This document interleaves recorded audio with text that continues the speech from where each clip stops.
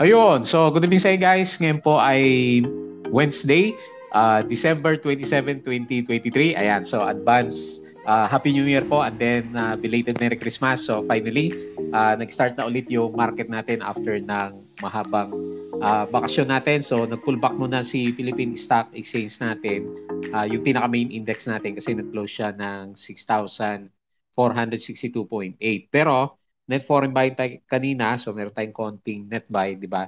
Nung last week na trading natin, bago tayo magkaroon ng mahabang bakasyon, puro net foreign sell. So meron siyang 114.06 million na net foreign buy dito sa market. So nag-loss din tayo ng negative 0.59. So merong konting pullback sa mga blue chips natin, pero yung mga trending stocks natin, medyo malalakas yung yung mga sipa ng mga to. So ayan, congrats dun sa may, especially sa may SPNEC, bago yung bakasyon natin kasi sumipa siya ngayon. So, lakas ng galaw niya. Umabot siya ng 11.6, 61% dito sa closing natin. Tapos, meron tayong net foreign buy sa kanya, 14.67 million. So, talaga nandun yung yung support, di ba, ng foreign buying. So, last week is ramdam natin na meron talagang nagsusupport sa kanya. So, ngayon lang, yung price action wise niya, lakas. Lakas ng sipa na ito. So bumalik siya. So after, meron din siyang catalyst meron nagbayad sa kanya na investor. So ewan ko, nabuksan ko sa disclosure or doon sa Twitter natin yung news. So meron siyang catalyst for today's trading po natin. Ayun. Congrats doon sa mga nakapulot sa kanyang Doji. Tapos ang next na trending, Converge. So another positive. So medyo nagdi-disperse na yung mga buyers natin. Meron na kasi sa mga ibang stocks. So meron tayong 2.78% na galaw dito kay Converge. Ayan, so very good yung galaw. Tapos meron din siya, meron din siyang net foreign buy na ilan ba to, 14 o 19.7 million na net foreign buy po dito sa market natin. Ayan, very good. Meron pumundo kay Converge, tapos si APX, ito ang ganda ng galaw. So mahal pa rin daw yung presyo ng gold. Umakyat siya ulit. So nag-up siya ng 3.02% and then meron tayong 1.21 million net foreign buy. Ayan. So breakout na breakout si APX tapos si ACN. Ba nangyari dito? Okay, nag-gain naman siya 0.24% pero meron siyang net foreign sell na 12.39 million. So hindi pa rin tapos yung sell-off dito kay ACN. TXP, ayan, medyo nag-spike to. Meron siyang 8.8% na gain for today. Pero napansin ko, sumipa to ng hanggang 11% din. Tapos si Plus, ayan, another winner for the day, nag-up din siya ng 7.02%. So nauna to kay, sino ba kasabay nito? Si Lotto lagi kasabay nito. Or si PLC ba yung kasabay ni Lotto. So meron siya net foreign buy na 27, laki 27.76 million. So nag-breakout din itong C Plus natin. Ayan. So puro breakout, di ba? Yung mga nakita natin na galawan ng ating mga stock. So kahit paano, at least, di ba? So kaya lang hindi pa natin maramdaman yung ayan, tapos na yung Christmas. So New Year rally na inantay natin dito sa market po natin. Okay? So very good. Magandang bakasyon para sa mga stocks natin na to. Ayan. So disclaimer guys, yung mga bago dito sa channel natin as usual, yung ating review is for education purposes. Huwag mong gagamitin to as a reason para mag-buy, mag-sell, or hold ng stocks. Meron po kasing risk na involved sa trading sa market. Diligence na lang po kung ano stocks yung binibili mo naman. And then follow mo ako dito sa ating Palawi Trader na YouTube channel. Subscribe ka lang guys para update ka sa mga reviews or kung sa mga join ka dito sa trading group naman natin. So meron siyang membership button. So sa mga nanonood, maraming salamat po sa pag-like, share, at subscribe ng channel natin. So mag-New Year na tayo, di ba? 2024 na, malapit na. So follow mo ako para updated ka dito sa trending stocks, company reviews. Hindi natin na-review yung Ayan, so maganda ba yung bakasyon nyo? Mahaba. So sa Pilipinas, di ba, mahaba yung mga bakasyon. Metro Pacific Investment, rather yung profit or loss dito sa market natin, naliligaw tayo. Basic indicators, technical analysis. So, nag-aral ka ba during this time ng bakasyon? So, ito yung mga ginawa natin. Nagre-review ulit tayo ng plotting, ng mga chartings natin. Fundamentals, yung mga risk management plus yung ating PSE market studies. And then follow mo ako dito sa ating Palabi Trader Crypto ko to para sa mga play to earn games natin. So medyo hindi pa rin tayo makapag-review pero maganda yung galaw ni di ba? Napapanood mo ba yung galaw ni Solana ng mga bakasyon natin?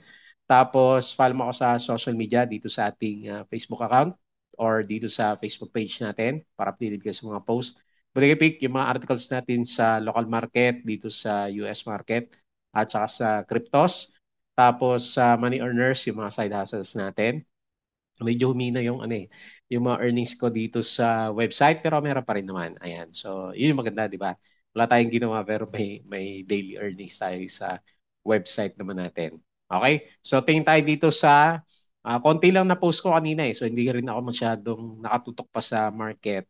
So, pahapyaw-hapyaw lang tayo. Nakalimutan ko pa tignan bago mag-close yung market. So, konti lang yung mga na-post ko dito. So, net foreign buying tayo is 114.06 million. So, meron tayong pumondo kahit konti. Ang panalo is bagsak pala sa holding firms natin. So, sila yung humila na market, property, okay siya. Pero pinakamalakas sa mining. Kasi si SEC nag-up siya ng 4% dito sa mga blue chips natin. Okay? So, congrats ha. So, malapit na naman mag-New Year. Meron na naman bang parating na dividendo. Ayan, yung mga, ito kasi si SEC sa malakas na magbigay ng dividends. Foreign funds bought, ito yung mga binili, BDO, MER, SPNC, CNPF, DMC, SM, Ali, SMPH, Globetel, Converge, at saka si Cebu. Ayan. So, ito naman yung mga binenta, BPI, Metrobank, Security Bank, ASEAN, ANI, DNL, EMI, Green, si Green nag-up, no? AC, AAB, AGI, A-REITs, DDMPR, ATI, at saka si Bloom.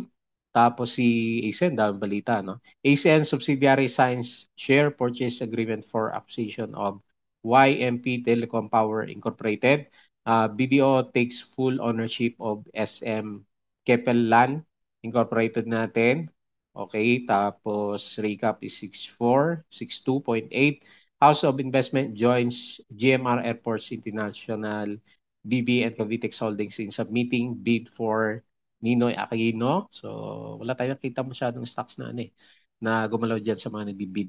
Despite the holiday season, Injap Sia is diligently pursuing his goal of securing Nasdaq listing. Ayan. So, tinignan ko naman yung galaw ni wala rin naman siya. Hindi pa masyado gumagalaw si Double Dragon.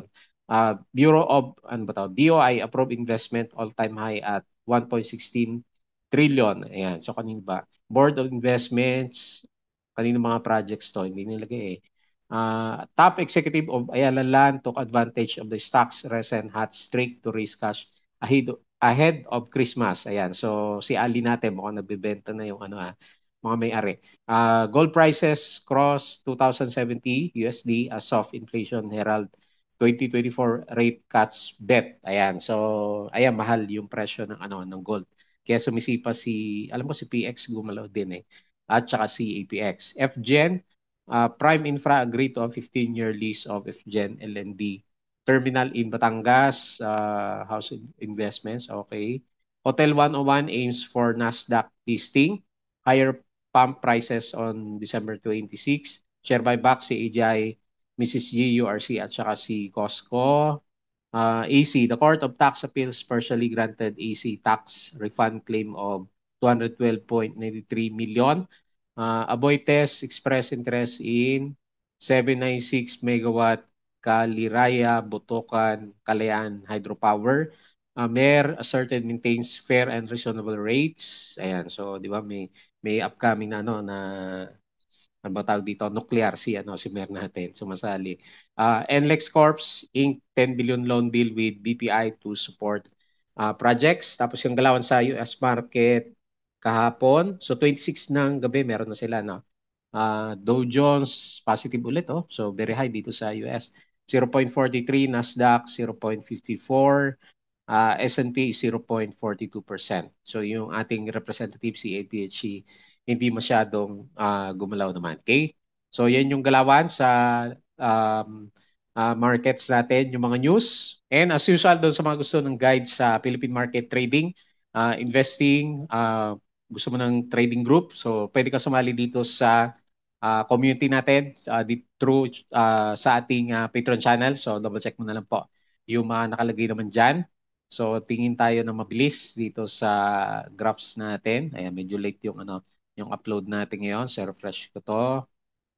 And then, tignan natin yung galaw ng ating index. So, si SCC nga, ayan, nagka-push siya ng 4.06%. Siya yung humatak sa market natin for today. Si Converge, 2.78. Lakas niya ngayon, pangalawang araw. AGI, 2.56.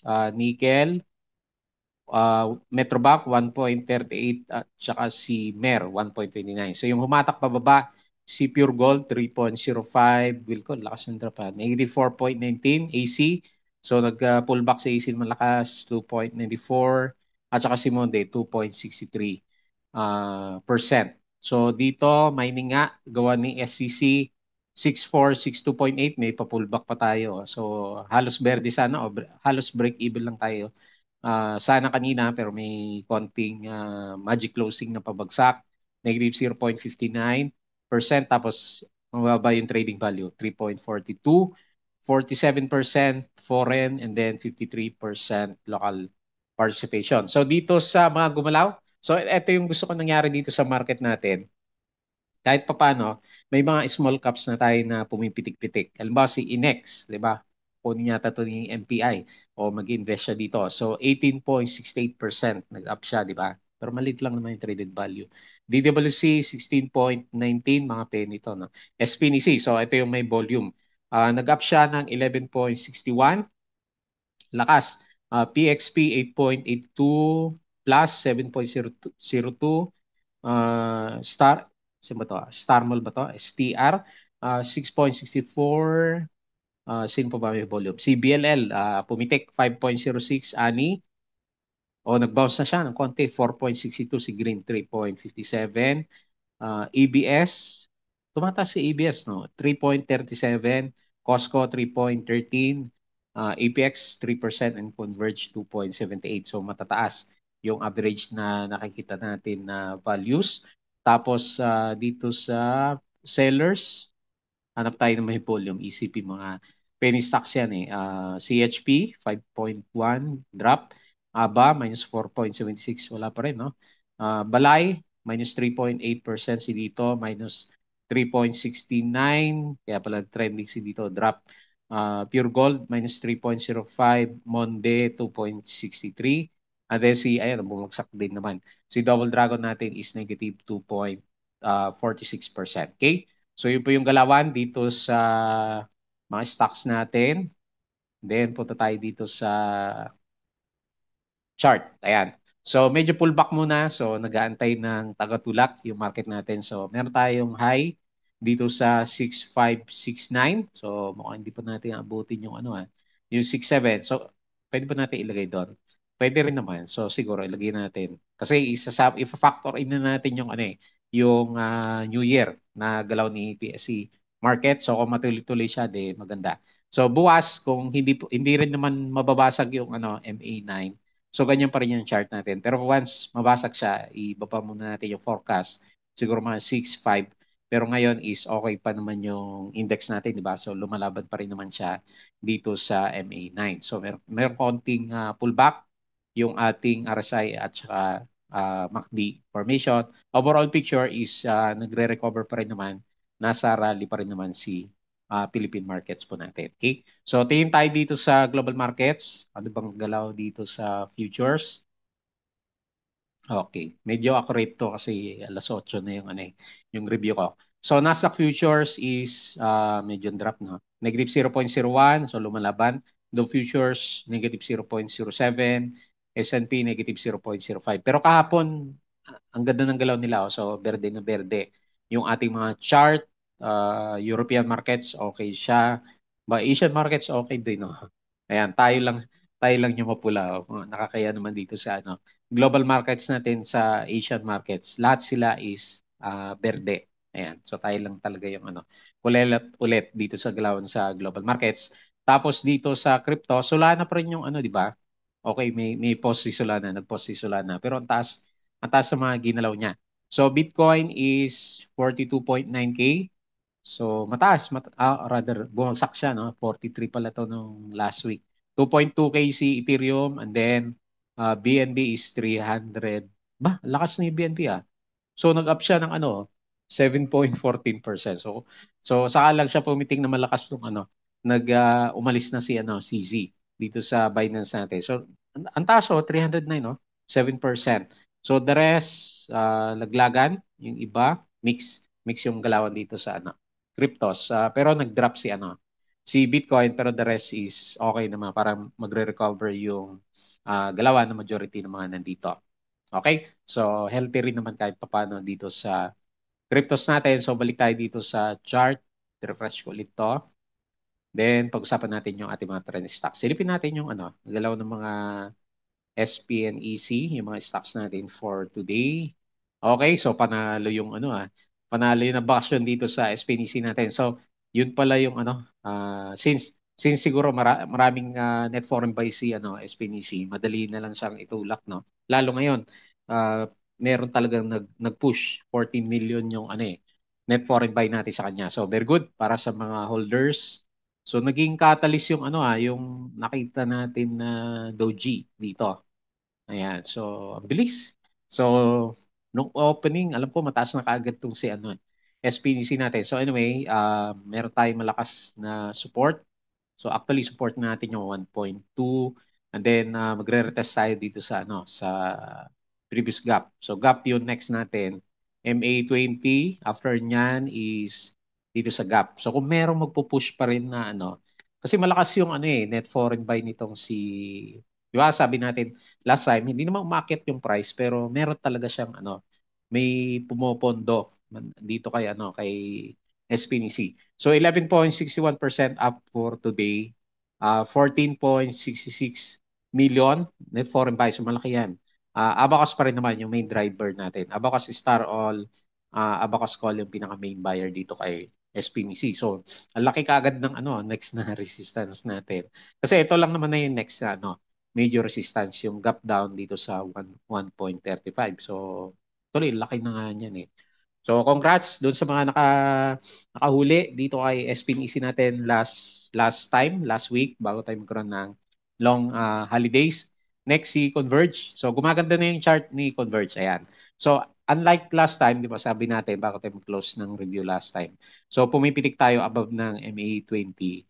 Pero siya, nauuntog or rather nagpo-false breakout. Pero ngayon, parang iba na to kasi parang meron siyang short-term rally. So, meron siyang breakout sa downtrend. So, ngayon, ang pinaka-next na resistance is dito sa MA. Malapit lang naman eh. So, 9 pesos or dito sa 8.8. So, medyo malapit lang naman yung natin na yan.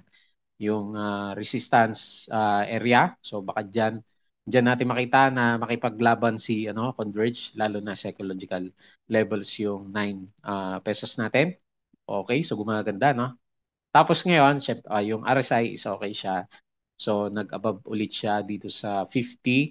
Ganun din yung MACD is bumubuka. So, very good yung setup nitong si Converge. Tapos, di ba, syempre, yung net foreign buy.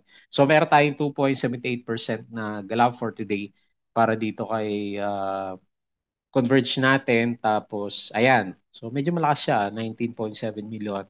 So merong pumondo kaya nag-push yung price action natin. So UBS, CLSA ang buyer and Papa Call yung ating pinaka main seller. So with regards sa support, kasi meron siyang breakout na. So pwede dito sa previous na natin o dito So around 8.3 no. Yan yung current na support. O pwede rin naman na nasa untog siya ngayon. Pero ito pala, 8.2, 8.3 yung pinaka support natin. Pero maganda yung pinapakita niya finally kasi parang tapos na yung downtrend niya kasi last time nag-uptrend to eh tapos biglang nagkaroon ng ng sell-off. So meron siyang breakout dito sa area natin na to. Kita mo ba? Masyadong marami yung yung guhit natin. So kung ito yung downtrend niya last time is good sign yung nakita natin na galaw na to. Especially medyo nag-breakout na rin yung yung RSI sa 50 level naman. Okay? So catalyst wise, SPNEC pala, ayan, nakalimutan ko. So ito yung sinasabi ko sa inyo kanina, nagbayad na si MGen Renewable Energy, yung kanilang 'di ba nag-subscribe to last time sa kanya. So meron siyang balance payment na ilan ba yan? Billion. 1, 2, 3. So 990 billion to, no? 8 billion peso. So ang daming pera ngayon ni SPNC natin. Okay? So dito naman kay Converge, wala naman tayo nakita na bagong catalyst po para sa kanya. So, okay. Yan yung ginalaw natin dito kay Converge. Next, si APX. Ito maganda yung ginalaw niya. So, sumabay na siya sa yung price action niya. Halimbawa, si PX. Sabay ba sila? Okay, nag-up din si PX. Kasi yung catalyst natin is yung global prices ng gold. Ayan, ang ganda ng galaw niya. Oh. So kung titignan mo na ngayon yung overall picture niya, para ang lakas. Ang lakas ng trend niya. Oh. So MA9 or MA20 yung pinaka-support. Tapos another breakout. So all-time high na. All-time high ba? O 52 weeks high si Parang all-time high si APX natin. Yun, ang ganda. Ganda ng galaw niya. Oh. So breakout siya. So next na resistance, support natin yan na 3 pesos. Next natin is 3.28 which is parang kaya naman yan, no? Based dito sa galawan natin sa kanya. Kasi kaka-breakout niya lang tapos ito na lang yung next na resistance naman natin. So maganda. Tapos yung RSI natin talagang very very strong siya. Oh. Nag-stay lang siya dito sa above ng 50 level natin. Okay? So based dito sa galaw natin sa kanya, meron siyang 3% gain for today. Net foreign is maliit lang naman, no? 1.2 million. Call PNB ang buyer, Upcap SEC, CitySec yung ating pinaka-main seller naman sa kanya. So ang maganda kasi yung trend niya. So very very strong yung ginalaw po ni APX. Ayan. Congrats. So regardless kung wala siyang catalyst sa individual company pero yung global prices ng materials niya. So tumaas kasi. Next, ASEN. So medyo mahina pa rin si ASEN in terms of net foreign buy. Last week is ano ba, buy? Nakalimutan ko na. Buying ba tayo last week? Pero ngayon is meron siyang sell, no? 0.24%. Market pa rin naman siya after ng massive na technical bounce. 12.18 million net foreign sell. Call May Bank ang buyer, Abacus CLSA yung ating pinaka-main seller. So yun yung catalyst natin, yung balita kanina. Meron naman siyang bagong company na parang share swap agreement. So good para sa kanya. So, nasa ba yung support? Ang immediate support nasa 4 pesos o 3.97 kasi ito yung pinaka-technical na support natin after magkaroon siya ng breakout. Pero parang nahirapan siya sa ngayon, no? Di ba, like first candle pa lang naman natin. Parang nahirapan siya dito sa galaw ng MA9. So makita mo dito, medyo nauntog-untog siya dito sa MA9 natin. So too early to say pero anyway, umakit naman siya kahit pa paano based dito sa galaw. So nag-post nga lang yung galaw ng mga indicators. So nasa bear side pa rin naman yung MACD formation. Yung RSI may konti na siyang breakout so good para sa kanya. Hopefully dumidiretso yung galawan natin dito kay ASEN. Ayan. So, malakas pa rin na resistance yung MA9. Pero di bale, maganda naman yung bounce niya. So, tingnan natin kung saan magkakaroon ng stronger support si ASEN natin or resistance. Okay? So, 12, ito lang yung ayaw natin. 12.89 million net foreign sell. Okay? Next, PXP. So may mga balita na naman sa exploration sa South China Sea. So may mga nababasa na naman tayo na nilalabas sila na balita. So tingin natin yung catalyst nitong si PXP natin. Kaya siya medyo pumitik ulit for today's trading. Hindi ko nabuksan yung news pero may mga nabasa tayo na tinatag sa kanya diyan sa Instagram. So 4.1 next na resistance. Hopefully ito yung hindi siya maka-breakout last time. 4.1 or siguro 4 pesos. Tignan natin, may volume siya ngayon Tignan nga natin kung may to. May karga ba to o tayo-tayo lang. So 8.82% up for today. So umabot nga siya ng up to 11%. Wala no, minus 900 si foreigners. Call Eastern ang buyer. Upcap Sec West length yung ating pinaka main seller.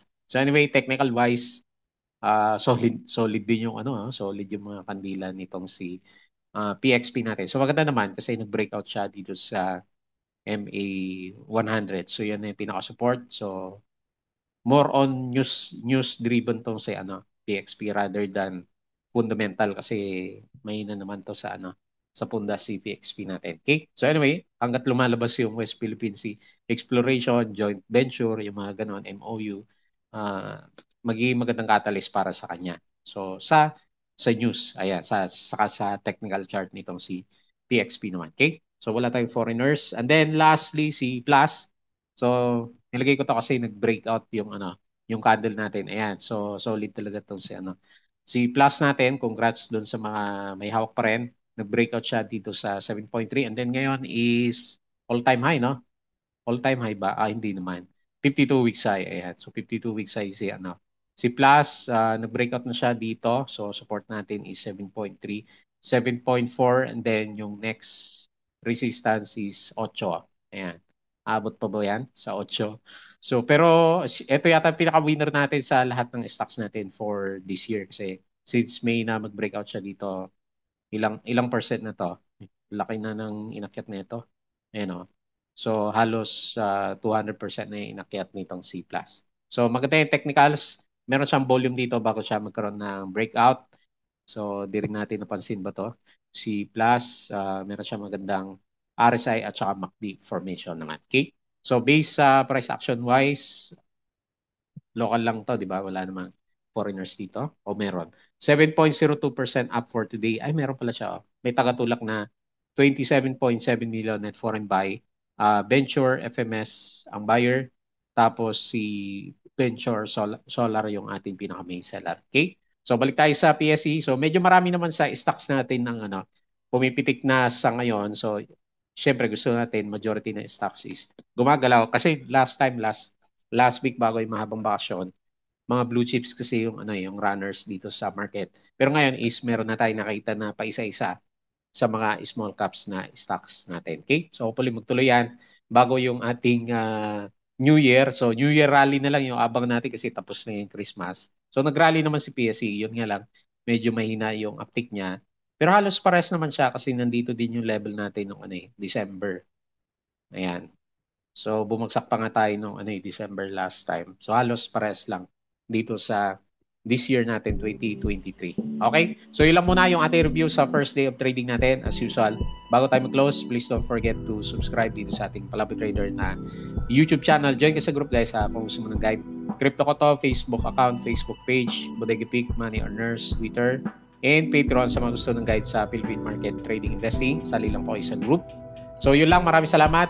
Kita pa ulit tayo bukas.